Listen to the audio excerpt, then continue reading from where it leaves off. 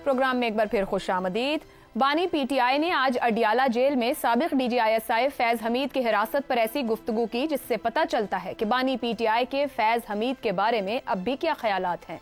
उनका कहना था जनरल फैज हमीद हमारा असासा थे, उन्हें जाया कर दिया गया। वो बार बार जनरल बाजवा को कहते रहे जनरल फैज हमीद को ना हटाएं, वो तालिबान और अफगान हुकूमत के साथ एंगेज थे। जनरल फैज ज़ल्मे खलीलजाद और तालिबान को मेरे पास लेकर आए थे। जनरल बाजवा ने अपनी एक्सटेंशन के लिए जनरल फैज को हटाया। नवाज शरीफ और शहबाज शरीफ की भी शर्त थी कि जनरल फैज को हटाएं। जनरल फैज को हटाने पर उनकी जनरल बाजवा से सख्त तलखी हुई थी। बानी पीटीआई का कहना था कि ख्वाजा आसिफ ने कहा कि जनरल फैज का 9 मई वाकयात से बराह रास्त ताल्लुक है।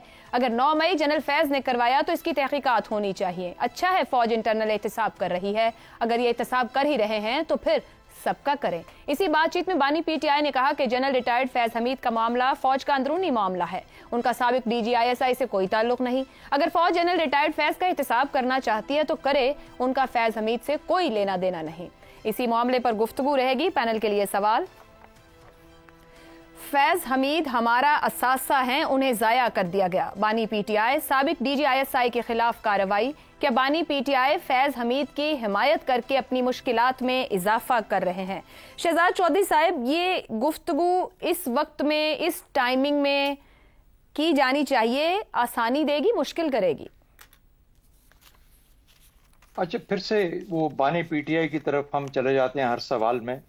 उसको जरा छोड़िए, थोड़ा सा जरा इस चीज पे बात कर लेते हैं कि असासा बनते कैसे हैं, ये असासा हो कैसे जाते हैं। ये असासा इस तरह हो जाते हैं कि जब आप कहते हैं कि मुझ में, मैं बैठा हूं, उठने की अहलियत नहीं है, मुझे जरा हाथ दे के खड़ा कर दो। फिर कहते हैं कि मुझे पकड़ के वहां तक ले जाओ, मुझ में चलने की अहलियत नहीं है, सकत नहीं है, सहारा दे दो, दोनों बाजुओं से पकड़ लो। फिर कहते हैं मुझे कुर्सी पे बिठा दो क्योंकि मैं उसके अलावा वहां तक पहुंच नहीं पाऊंगा। फिर कुर्सी पे बैठने के बाद कहते हैं कि आप कुर्सी के आसपास नजर ना आना, किसी को पता ना चले। जब मैं कहता हूं कि 1954 से ये काम शुरू हुआ है, उसका ये मतलब है। तो इसलिए सच को सच मान लेना चाहिए और कहा जाना चाहिए कि जिनको जो शामिल, जो बुलाते हैं इनको, जो इनको शामिल करते हैं, देखिए 4 अदवार या 3 अदवार मार्शल लॉ के तो हमारे सामने है ना, क्लियरली, उसमें तो कोई कंफ्यूजन नहीं है। बिल्कुल। फौजी आए, जबरदस्ती आए, जोर से आए, आइन को हटा के रख दिया। जो बाकी जो आते हैं और बाकी मदद मांगते हैं और बाकी इनको शामिल करते हैं और बाकी असासा बनाते हैं, उसका किसने जिम्मेदारी लेनी है? शहजाद साहब, कतई कलामी की माजरत, बिल्कुल हालिया तारीख पे आपका छोटा सा कमेंट। जी 1 मिनट। असासा हालिया था, मुझे पता आप हालिया तारीख पे बात करना चाहती हैं, मैं जरा कुछ पिछले हिस्से का भी जवाब दे दूं ना जी। अच्छा, इसलिए दूसरी बात, अब आपका मतलब यह है कि असासा है। बानी पीटीआई ने कब कोई बात कभी सोच समझ, और अगर कर भी दी है तो अच्छी बात है। आए सर, यही तो पूछना चाह रही थी कि उनको पिक किया गया था, वो इतने सालों में ये पॉलिटिकल ट्रेनिंग भी ना ले सके, कब क्या बोलना है, कहां मोहतात हो जाना है। मेरी जिम्मेदारी में तो नहीं था। मैं तो पूछ रही हूँ सर। मैं तो नहीं था उसका उस्ताद। सर मैं तो जो उस्ताद है उससे पूछो उसको। हम तो उसके सबसे बड़े नाक़िदों में से थे जब वो हुकूमत में था, इसलिए मुझसे ना पूछिए उसके बारे में। कहने का मतलब ये है, हमारा मकसद, हमारा मसला पाकिस्तानी अफवाज, पाकिस्तान की सालमियत और पाकिस्तान की अफवाज का उसके अंदर जो रोल है, उस सालमियत को शोर कराना उसका है। अगर उसमें कोई जनरल है, कोई कप्तान है, कोई मेजर है, कोई कर्नल, ब्रिगेडियर, जो भी है, अगर उसने हिस्सा डाला है उसके अंदर, उसको कमजोर करने में, तो सजा का मुस्तहिक है जो उसको मिलनी चाहिए। दुरुस्त हो गया। ये हमारा सवाल होना चाहिए। बिल्कुल ठीक। असासा है या नहीं है? हर आदमी असासा होता है। हर आदमी जो अपने मुल्क और कौम के लिए जान देने के लिए तैयार होता है, वो असासा होता है। ठीक हो। हर वो ऐसा शख्स जो अपनी जात से हट के बढ़ के अपने मुल्क के लिए काम करता है, वो असासा होता है। लेकिन अगर वो साथ ही साथ ये हरकत करेगा तो उसके बाद उसको सजा भी उतनी ही मिलेगी। ठीक है जी। इफ्तिखार साहब, इन हालात में भी बानी पीटीआई की ये तकरार के वो जनरल फैज को नहीं हटाना चाहते थे और उनकी इस पर तलखी भी रही। ये फरमाइएगा कि ये दोस्ती को याद करने का इस सियासी एतबार से कोई मुनासिब वक्त है? बिल्कुल, उनका मकसद वही है।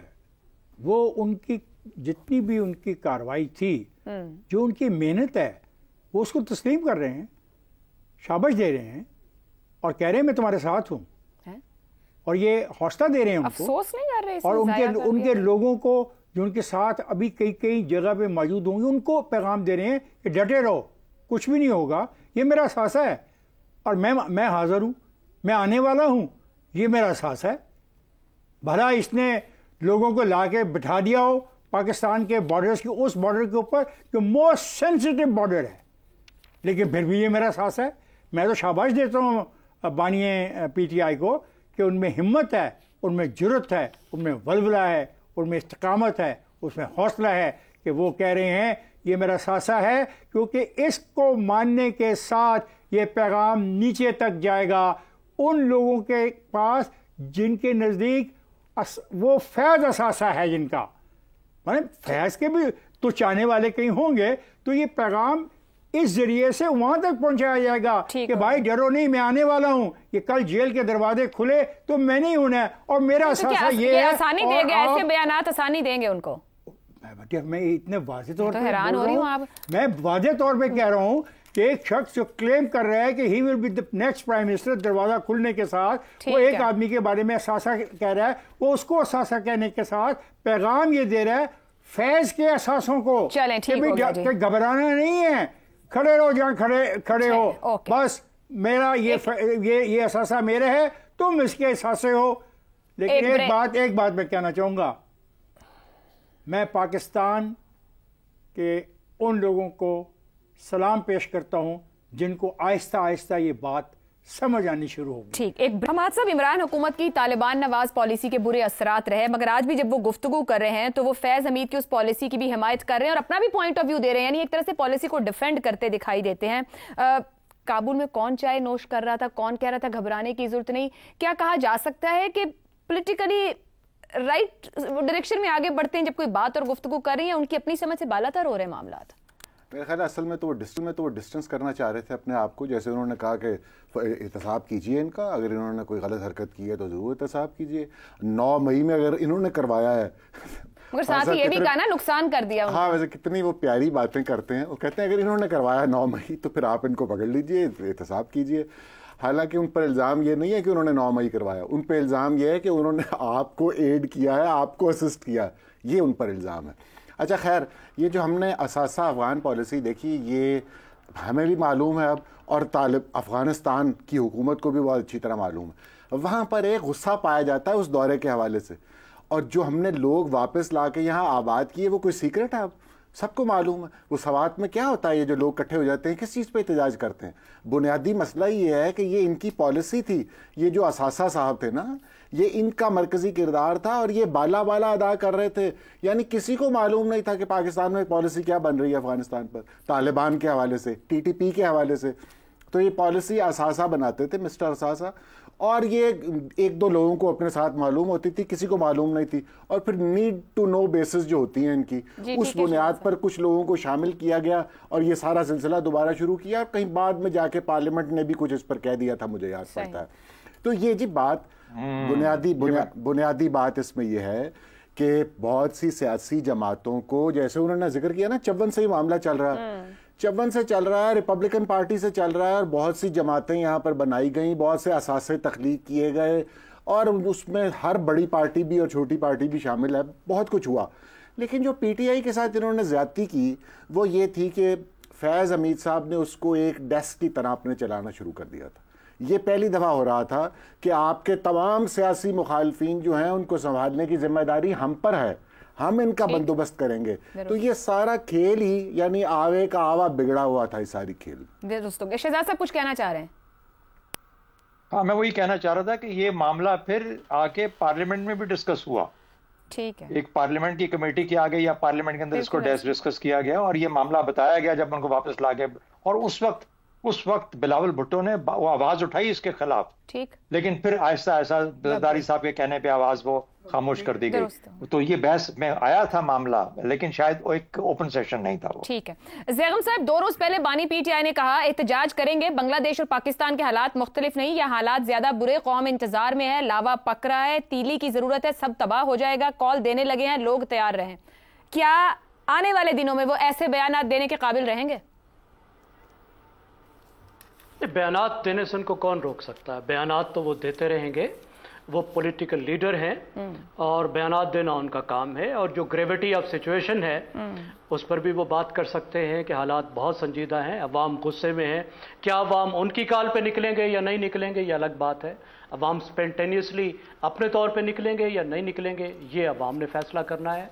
और एक सियासी लीडर के कहने पर अवाम ने फैसला करना है, तो ये फैसला भी अवाम ने करना है।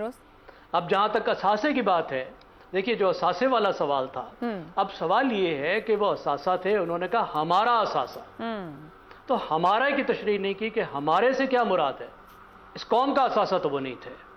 جس طرح سے وہ سیاست میں کھلواڑ کر رہے تھے، عدلیہ میں کھلواڑ کر رہے تھے، میڈیا کا جو انہوں نے ستیہ ناش کیا، مذہبی معاملات میں جو انہوں نے کھڑبال کی، جو انہوں نے فیض آباد میں کیا، ججوں کو دھمکیاں دی، تو قوم تو انہیں کبھی اثاثے کے طور پر یاد نہیں رکھے گی۔ قوم کے لیے تو وہ کچھ ایسا نہیں چھوڑ گئے جس سے قوم کا فائدہ ہوا۔ پھر کیا وہ فوج کا اثاثہ تھے؟ فوج کے لیے جس طرح کہ انہوں نے مسائل پیدا کیے، جو سکینڈل نکل رہے ہیں، میرے خیال ہے فوج بھی ان کو اثاثہ نہیں سمجھے گی۔ تو آخر میں عمران خان خود ہی بچ جاتے ہیں کیا؟ لیکن سوال یہ ہے، واقعی کیا جنرل فیض حمید ISI کے ہیڈ ایک سیاستدان کا اثاثہ تھے؟ عمران خان یہ سمجھتے رہے کہ وہ ان کا اثاثہ ہے؟ میرا خیال ہے فیض حمید یہ سمجھتے رہے کہ عمران خان ان کا اثاثہ ہے، اور یہ اثاثہ کھیلتے کھیلتے ایک کی چونچ اور ایک کی دم جو ہے وہ غائب ہو گئی ہے۔ تو میرے خیال میں سوچنا چاہیے کہ ہماری تمام اشرافیہ کو، وہ سیاسی ہو، وہ ریاستی ہو، کہ ہم سب جو ہیں، یا یہ سب جو ہیں، ہم تو پہلے ہی قومی اثاثہ ہیں، غریب آدمی تو ہوتا ہی قومی اثاثہ ہے، کہ ہماری اشرافیہ کے لوگ بھی قوم کا اثاثہ بنے۔